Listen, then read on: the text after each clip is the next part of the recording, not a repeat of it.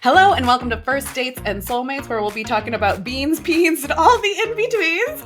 I am your co-host, Meg Casewell. My pronouns are she, her. And I'm Nikki McKnight, also she, her, and I'm just excited to talk about all these things in between. It's a very visceral reaction I'm having to that opening tagline. Yeah, maybe I love that's not it. the way that we want to talk about it, but sometimes you get a little caught up in the moment. I'm very excited. So welcome everyone to our introductory episode, our kickoff episode, our origin story episode. This is when Peter Parker's Uncle Ben dies. This is the moment. This is the origin story. But flowers and hearts and bubbles, because Yes. a little bit a happier ending, because we are here to talk about romance and the genre, what we love, what we hate, what's new, what's interesting, and this whole like money-making machine out there in the world that is this romance industry that even now there's still a little bit of like, oh, you read romance? And then Yeah, Book Talk like- and Bookstagram kind of went nuts, and people are like, wait, what? People are still reading this? What is happening culturally with us right now?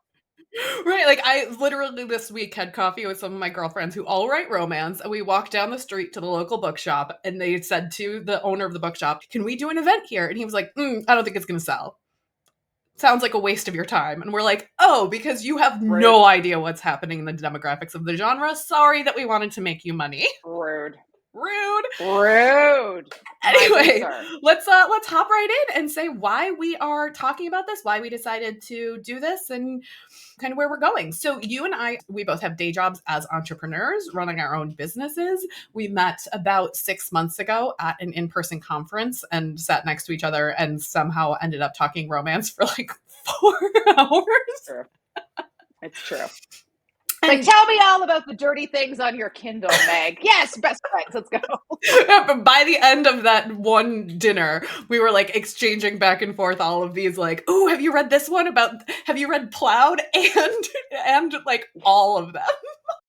Let me tell you about the weird monster romance I read last week. And let me tell you that genitalia is weird. Yeah, there was some weird spurs happening in that genitalia. That is not usually the way that friendships start, but with us, definitely we left right into the deep end. I don't think we even mentioned our businesses in that whole conversation. And then later on, I saw your website and was like, oh, that's what she does.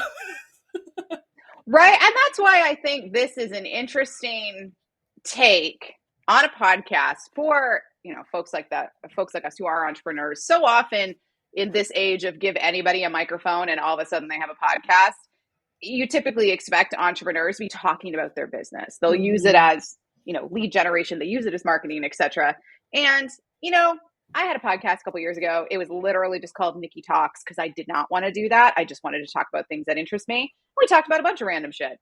And that's why I really like where Meg and I are coming to the table on this, in that we're not really talking about business that we do in our day jobs. The business of this genre is certainly interesting when we start talking to authors and illustrators and sensitivity readers and all the people that kind of work on the back end. But really, this is a passion project that we're like, we are whole humans who have interests outside of our jobs. And I am so desperately personally trying to return to an age where I am allowed to have hobbies. This is my hobby, Meg. That we are allowed to have things that we enjoy that we do not need to monetize. And like, maybe someday we'll do sponsorships. Maybe someday we'll turn it. I mean, I have a book that I will be trying to sell at some point in the future, but these conversations aren't meant to be, let me drive you into my email lead generation and then put you into a funnel and then sell you on a escalating platform. No, it's just like, you and I love this thing and let's have a conversation about it. Let's share it with the world. Let's engage other people in this conversation. Like, why not? We have the skills, we have the knowledge, and we have the desire. So why not?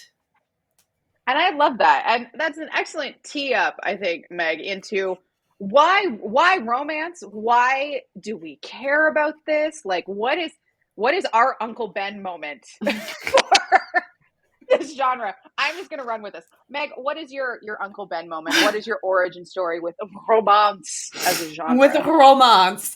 My origin story is that I am very, very nerdy, intellectual, academic kind of person. And for a long time when I was I've always loved reading, always loved writing, and I majored in English for a semester in college until I looked at the syllabi, and went, I have already read Mhm. all of this, and I cannot read Ethan Frome and the Scarlet Letter again. I just can't, like, there's only so much I could care about, like, white people on sleds being mean to each other. We need to see, what is this hashtag white people on sleds as a genre. Show me your Goodreads book lists on this genre. I want to see. I will how create this list on Goodreads. Thank you. Please continue with this story, Meg. I'm just really caught up on the sleds right now. But it's like this like idea of literature as being important, as being how we prove to ourselves that we have something to discuss. And it's like, I read the Ayn Rand, I read the Dostoevsky, I was bored. Okay, Ayn Rand, not so bad. But like, I felt like I had to prove myself in the way that I was reading my literature.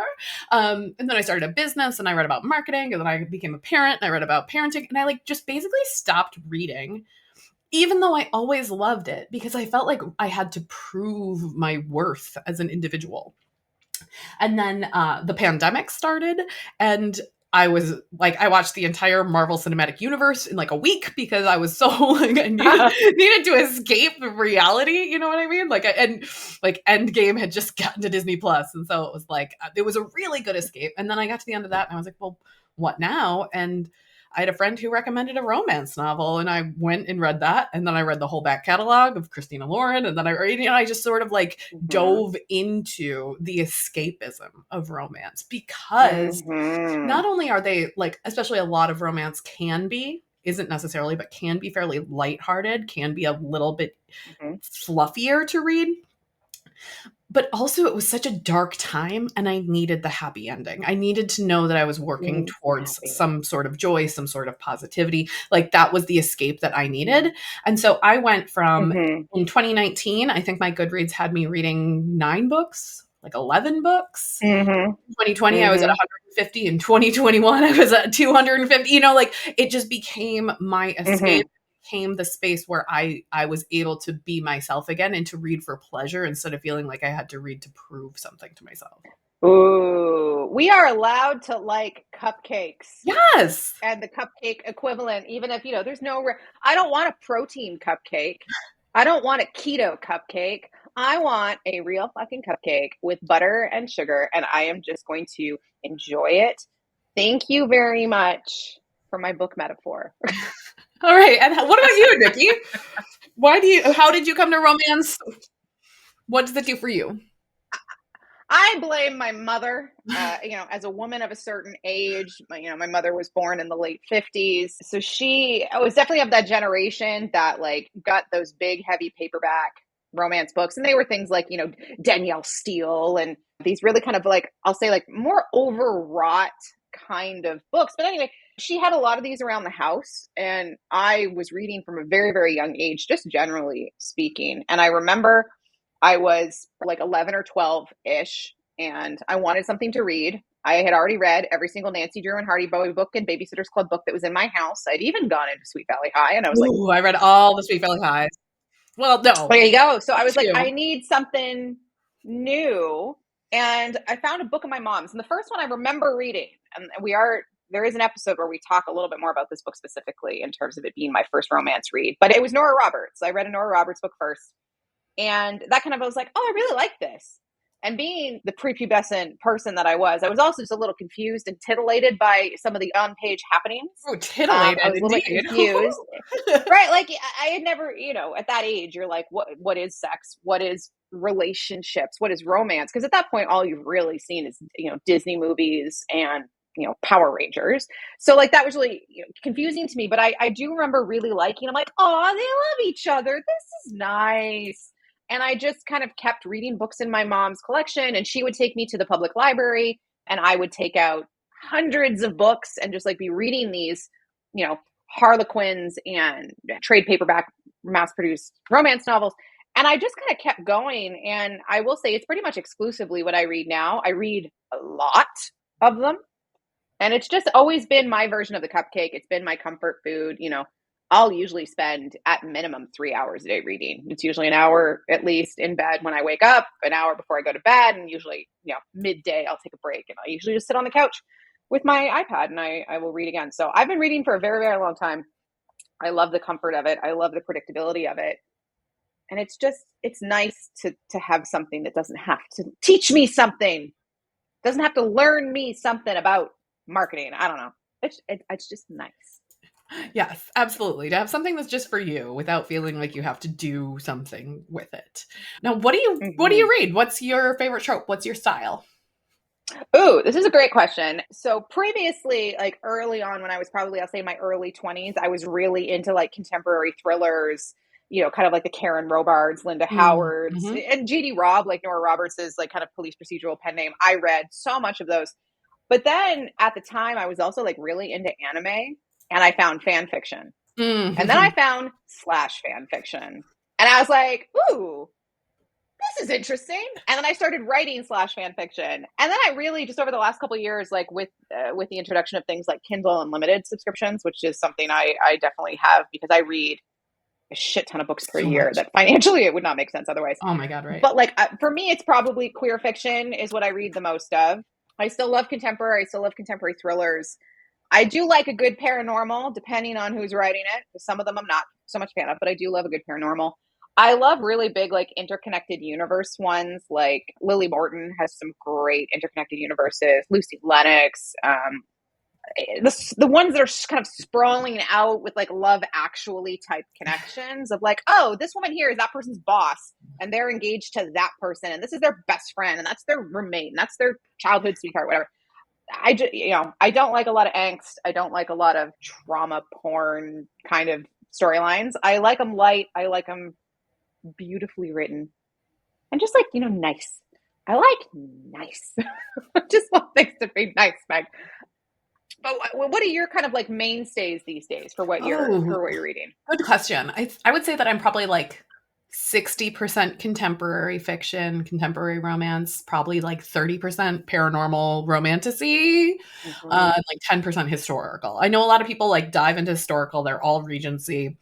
We're going to talk about that a Mm-hmm. lot more in future episodes. But for me, I sometimes bump on things that are like a little too modern in a historical sense. So Mm-hmm. I'll read them. I have specific authors that I love in that space, but probably most of what I do is contemporary. Like you, I also love like a long series of interconnected standalones with like this couple is taking this book, but then Mm-hmm.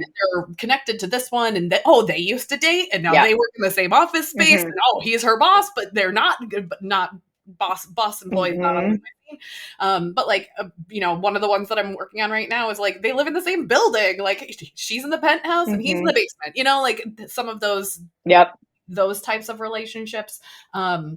My contemporaries, I love an enemies to lovers. I love a second chance. I love a secret Mm-hmm. identity. Like I just read a You've Got Mail kind where it's like they meet online and they become best friends and then they and they don't get along and Ooh. then they like butt heads in real life Mm-hmm. until the moment when they realize that they're the same person.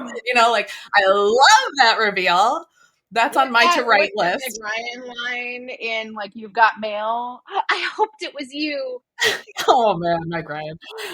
Yeah, so I love those, and then I still read like dark romance sometimes. So like a mafia, a kidnapping, a thriller. I Mhm. love that like forced proximity, a little bit of Stockholm syndrome, like some of that. Just some light Stockholm. I was like, that is true, and I'm sure we're gonna get a little bit deeper into some Sure of we these will. tropes on future episodes. Like especially like the dark romance, like the mafias. Or one of my favorite authors is Onley James, and they write the Necessary Evils series, the Wages of Sin series, Time Served, Elite Protections. Again, kind of like larger interconnected universes in a way. But they also have a background in, I believe, like childhood and adolescent psychiatry. So like that's where a lot of like the information from the book come, and some of that shit is dark, y'all. But I love a happy little murderer.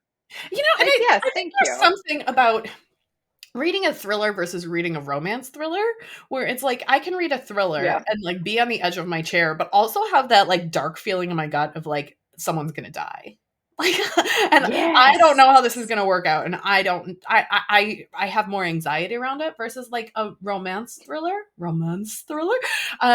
It's like I know that's gonna work out, so it's almost like you can twist the knife a little harder sometimes because like It's true. you know that it wouldn't be billed as a romance if they were going to kill off these characters. There's something And honestly, comforting in that. yes, folks out there, if you call it a romantic thriller, I don't care if you're trying to pull like a Game of Thrones, like let's just kill off Ned Stark in the first episode, and like, ha ha ha, nobody's safe. That's just rude when it is a romantic thriller. Like, no, no, I'm sorry. At the end of the day, I hate tragic romances. I'm like, that's not a romance. It's just tragic. But And I do think somebody that boned in it. if you're going to have some sort of high stakes thing, you do have to kill off some characters. So like I know we are going to go through A Court of Thorns and Roses. We are going to, you have not read it. I have told you not to read it because I'm going to do a recap for you. But there's a scene in the third book where they just bring everyone back to life. And I'm like, no, people need to die. I don't care. See here, okay. So here's the thing that gets. So my do not read or my do not finish books are typically ones like that are like they're way too heavy on kind of the angst tragedy angle. Because for me, in a lot of cases, it's like you were just trying to manufacture feelings and stakes in me. I don't appreciate your trickery. You know what's funny? I'm kind so of I the don't love opposite. those. The do not reads for me are like there's not enough. It's too angst and not enough stakes. Where it's like your childhood friends and you could work out together, but like you just don't want to have a conversation about it, so you just tiptoe around each other for 10 years. And I'm like, have one uncomfortable conversation, or like, you know what? Just hang out with a 4-year-old because they'll call you out on it. Okay. More precocious 4-year-old children, I guess, needed in romance. Oh, maybe. I don't know. I don't love kids in romance because, again, romance is my escape, and I have 2 kids. I don't need to have more kids in my romance. I need to pretend that children don't exist in this universe. Is there anything else like you tend to not read or stay away from? I think one of the reasons that I struggle with the Regencies is this feeling of like women being ruined and things being unclean. And even though there is a value to like the historical of that and like the reimagining of what it's like and with modern perspective, I'm still just like, can't we just be feminists already? Can't we just not? Yeah, like I totally get that. Because for me, like my biggest, I don't want to say ick because I don't want to, ick anybody's yum. You love what you love. Have at it. I love that for you. My stuff that I don't like to read is really all about power imbalances. And there's definitely some of that in historical. That's which is why I love the modern retellings of historical to kind of see what goes on with things like your parents decide your marriage for you. But like I cannot get behind the majority of the time with like boss, employee, student, teacher, because like even if the author is like, no, they enter into this consensually, I'm like, so much of the plot then becomes them getting found out and what implications that will have. Or in the case of like queer, sports romances is another one I very rarely can do. It's the potential of a forced outing ruining someone's career and livelihood and ability to enjoy something they love. Like the entire time, so many times with those books, or if there's like a boss employee, like I just read one the other day that was like a teacher student. And again, the way the author set it up, like it kind of made sense. But the entire time I'm reading it going, somebody's going to find them out. Is this going to be the time they get found out? Is this the time they're going to get found out? And it's just, it ruins I can't escape then because I'm just so caught up in the real world consequences of these actions that a lot of times I have to skip to the end of the book to just be like, I know they're going to end up together, but like, how did they get there? Like in this particular book, it was like they were kissing in the professor's office because it was a university professor. And it was like, and the dean walked in and I was like, oh my God, I just can't. I cannot. It's too much stress. It's too much stress for me. I know there's this point at which you're raising the stakes and you're generating conflict and you're building tension. And then there's another point where you're like, just don't do that. Like, let's find a different way to do it that doesn't like endanger your careers and your livelihood. And like, I have feelings. Yes. And also don't do it on campus. Like, I'm sorry. Like, they're like, I'm so caught up in it. I'm like, I have never been so caught up in something that I have been like, you know what I really should do? Make out with my professor boyfriend in his office on campus. I can wait till we get home. Like, Yeah. This is my thing. It's fine. So there's You're a welcome. short idea of what you can expect from a conversation with me and Nikki where we just rant about things, There we but go. we will have a specific show formats that we're going to, if you're thinking, what are we going to expect from this conversation? We'll be talking about our favorite books and series. We'll be talking about what we're loving and hating and what we're reading in any given moment. Because Nikki reads so many books, we'll have Nikki's book corner where she can give you recommendations. We'll talk about the adaptations of our romance novels into TV and film. Well, Nikki will give us the historical look at vintage romance novels that I missed because I came to the genre later. We'll be talking about pop culture movements and specific tropes and subgenres, and we'll also be inviting on people who are within the industry. So other authors and, social media influencers, editors, illustrators, people who are in the space, to get their approach to what's going on within the industry, why they love romance, and what their unique perspectives are on many of these books and topics. I think I am very excited to talk about this as it is a big movement. I don't have the stats right in front of me, but it's something like this industry is multi monies. It's read all over the world in multiple languages. From a historical perspective, romance stories have been, chiseled into the walls of the pyramids up to kind of like the self-published massive online movement that it is today. And I feel like there's just so much here for discussion, for fun, for nerdy insights into, but also let's just talk about, to go back to Meg's tagline today, beans, peens, and the in-between.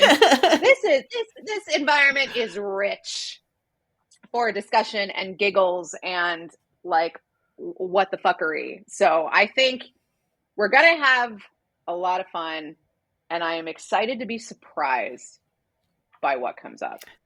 All right, don't forget to comment, leave a review, share it with your friends. You can follow us on social media at First Dates and Soulmates. Keep an eye out for Meg's upcoming book releasing this July, which we are going to be talking about in this episode and releasing some excerpts. So be sure to follow her on Instagram as well at Bailey Seaborn. And this has been your first episode of First Dates and Soulmates, reminding you to love what you love and make really loud noises about it. Thank you. We'll see you in the next episode.